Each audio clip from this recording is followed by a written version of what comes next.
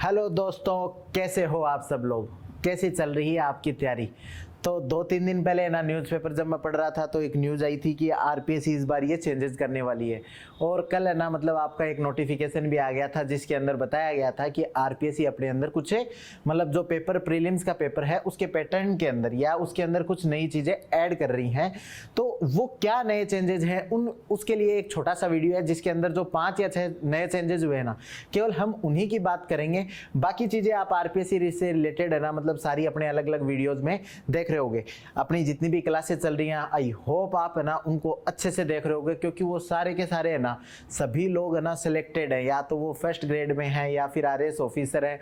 और वो अपना ना मतलब कि बहुत ही कीमती टाइम निकाल के मतलब ऑफिस आवर्स के बाद में ना मतलब डेली एक दो वीडियो रिकॉर्ड कर करके ना मतलब उन्होंने आपके लिए इतना कंटेंट बनाया है। तो आप है ना मतलब उनकी मेहनत की वैल्यू कीजिए, सभी क्लासेस देखिए और आप जब सेलेक्ट होगे ना तो भी ना उन्हीं मेहनत सक्सेसफुल होगी। तो आज अपन देखते हैं कि आरपीएससी ने क्या 6 चेंजेस किए हैं। और कुछ चेंजेस पहले भी थे लेकिन हम उनकी बात नहीं करेंगे, केवल है ना जो 6 चेंजेस है ना उनकी बात करेंगे। उनको ध्यान रखना है, क्योंकि यदि उनको ध्यान नहीं रखोगे ना तो पता चले आप ना एग्जाम में ना डिस्क्वालीफाई हो गए और फिर आप ये कहो कि ये चीज़ तो मेरे को पता ही नहीं थी। तो ये चीज़ है ना फिर नहीं चलेगी। आपको एग्जाम आरएस का एग्जाम यदि आप प्रीलिम्स का एग्जाम दे रहे हो तो इन 6 चीज़ों के बारे में आपको जरूर जान लेना है। अपन एक एक करके स्टार्ट करते हैं। पहला है, इसी बार से नया स्टार्ट हो रहा है कि 5 ऑप्शन आएंगे। सर 5 ऑप्शन कैसे? 4 ऑप्शन जो ट्रेडिशनली आते थे वो आते थे, 5वां ऑप्शन है कि मुझे नहीं आता, या मतलब उसको अनअटेम्प्टेड क्वेश्चन के अंदर काउंट करेंगे। यदि आपको कोई क्वेश्चन नहीं आ रहा तो आप उसको खाली नहीं छोड़ सकते, उसमें भी लास्ट में लिखोगे कि अनअटेम्प्टेड है। यदि आपने उस क्वेश्चन को जैसे 1 2 3 4 5 ये 5वां गोला भरा ना अनअटेम्प्टेड, तो उस क्वेश्चन के लिए आपका 0 मार्क्स क्या हो जाएगा? कैलकुलेट हो जाएगा। यदि आपने उस 5वें गोले को नहीं भरा तो 5वें गोले को नहीं भरा तो नो ऑप्शन सिलेक्टेड हो जाएगा और इस सिचुएशन में आपकी नेगेटिव मार्किंग होगी 1/3। अब आपको लग रहा है कि केवल 1/3 नंबर कटेगा, नहीं भाई। आरपीएससी में ना कितने क्वेश्चन आते हैं? 150 क्वेश्चन आते हैं। कितने नंबर के आते हैं? 200 नंबर के आते हैं। तो यहां से अपने आप ही जो क्वेश्चन होता है ना 4/3 मार्क्स का होता है, इसका 1/3 कटेगा। मतलब आपका कितना नंबर जाएगा कि 4/9 मार्क्स है ना वो आपके ना मतलब कि डिडक्ट होंगे। तो ना मतलब आपका 1/3 नेगेटिव मार्किंग है। तो गोला कोई भी क्वेश्चन का ना मतलब कि जो लास्ट का डब्बा है यदि आपको नहीं आता तो उसको खाली नहीं छोड़ना।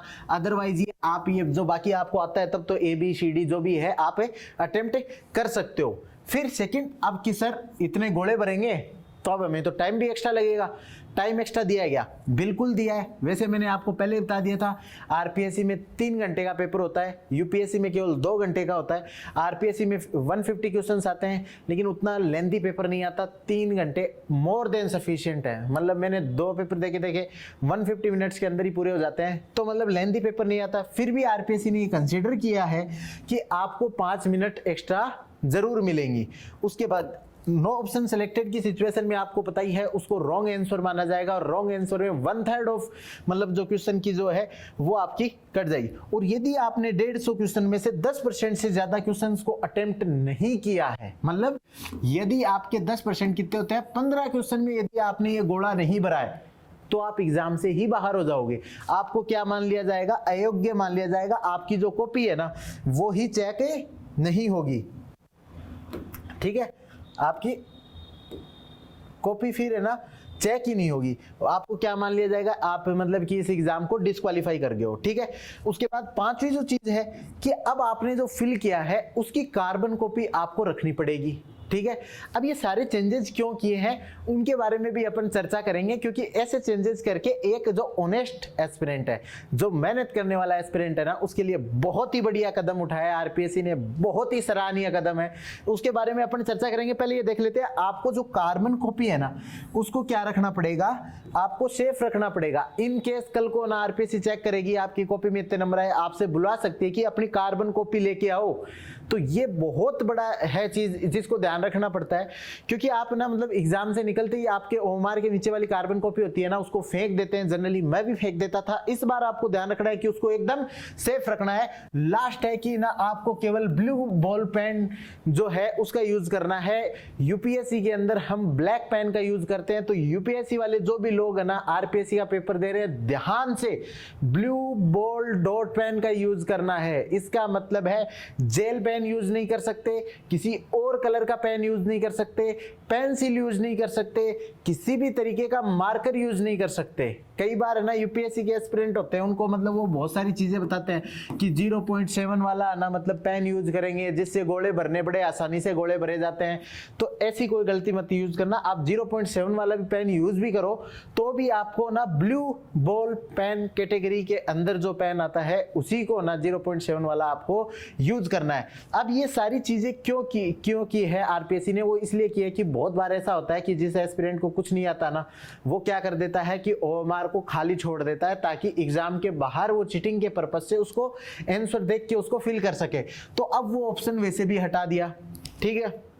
जो क्वेश्चन उसको नहीं आता तो उसको नॉन सेलेक्ट कर दे, और यदि कोई क्वेश्चन उसने छोड़ दिया तो उसमें अपने आप ही 1/3 नेगेटिव हो जाएगी। 10% से ज्यादा सोचा है तो इसका मतलब है कि आपके एक इंटेंशन है, मतलब आप चाहते हो। 10% से ज्यादा क्वेश्चन छोड़ा है आपने, मतलब फिल नहीं किया, तो आपका मतलब कुछ गलत इंटेंशन की तरफ मतलब एक सक जाता है। इसलिए 10% से ज्यादा यदि आपने क्वेश्चन अटेम्प्ट नहीं किया तो आप तो वैसे ही अयोग्य हो जाओगे।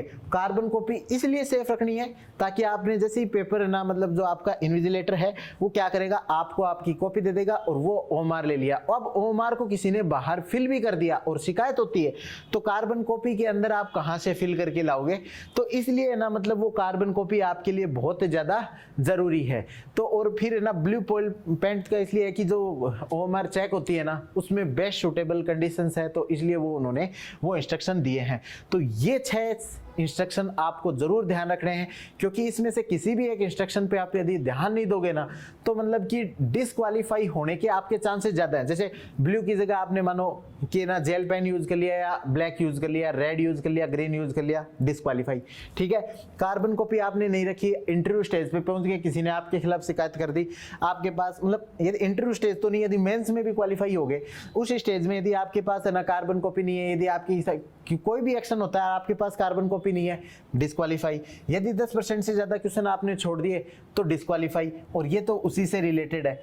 185 मिनट आपके पास अब होंगी क्योंकि 5 मिनट एक्स्ट्रा हैं। तो ये सारा इसीलिए किया गया है ताकि किसी भी प्रकार की जो चीटिंग है उसको ना मतलब एग्जाम प्रोसेस से दूर किया जा सके। राजस्थान का सबसे बड़ा एग्जाम है और सबसे ज्यादा फेयर तरीके से करवाने की आरपीएससी की जो कोशिश है ना वो बहुत ही मतलब एक सराहनीय कदम है। क्योंकि आरपीएससी का आपने देखा होगा मेंस की जो कॉपी चेक होती है, डिजिटल कॉपी चेक होती है, वो राजस्थान करने वाला शायद पहला स्टेट था। मतलब डिजिटल कॉपी चेक होती है, आपको इतना भी पता हो कि ना जो आपकी कॉपी जब चेक होती है स्क्रीन के ऊपर ना आपका नाम आता है, बस एक क्वेश्चन लिखा हुआ आता है, उसका आंसर लिखा हुआ आता है। फिर जब स्क्रीन शिफ्ट होती है दूसरा क्वेश्चन आता है, उसका आंसर आता है, वो भी किसी दूसरे की कॉपी। तो आरपीएससी ने जो मेंस की जो प्रोसेस थी ना उसको इतना ज्यादा ट्रांसपेरेंट बनाया ना, मतलब अब जैसे कुछ लोग है ना मतलब उनकी सब्जेक्टिविटी के ऊपर डाउट करते हैं, लेकिन आप भी ना 10 कॉपी चेक करके देखो, वो सब्जेक्टिविटी आपके अंदर भी आ सकती है। लेकिन आरपीएससी जितना ट्रांसपेरेंट मेथड यूज करती है, मतलब यूपीएससी से लेके किसी भी स्टेट पीसीएस में इतना नहीं है। और ये जो एक कदम और उठाया है ट्रांसपेरेंसी के लिए और फेयरनेस के लिए, वो वास्तव में काबिले तारीफ है। इन 6 चीजों का आपको पूरों को ध्यान रखना है और एग्जाम को ना बहुत अच्छे से देके आना है। तो आई होप कि आप बहुत अच्छे से तैयारी कर रहे होगे और बहुत अच्छा रिजल्ट आपका आने वाला है। थैंक यू, जय हिंद।